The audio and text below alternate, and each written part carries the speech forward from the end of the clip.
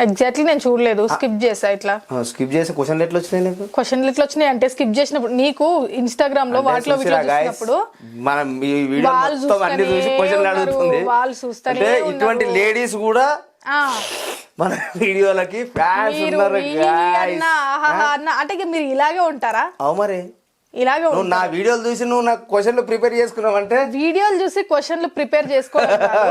ఒక్క నిమిషం అండి, వీడియోలు చూసి క్వశ్చన్స్ ప్రిపేర్ చేసుకోవడం కాదు, ఓకేనా? నార్మల్ గా మీ వీడియోస్ వస్తుంటాయి, మనం షార్ట్ వీడియోస్ లలో చూస్తుంటాం. అప్పుడు ఖచ్చితంగా ఒకరి ఇంటర్వ్యూ చేసినప్పుడు చూడాలి, ఎగ్జాక్ట్ గా ఓకే రేపు రిలీజ్ చేస్తున్నారు. Okay, all the very best, problem ఏం లేదు, ఓకేనా?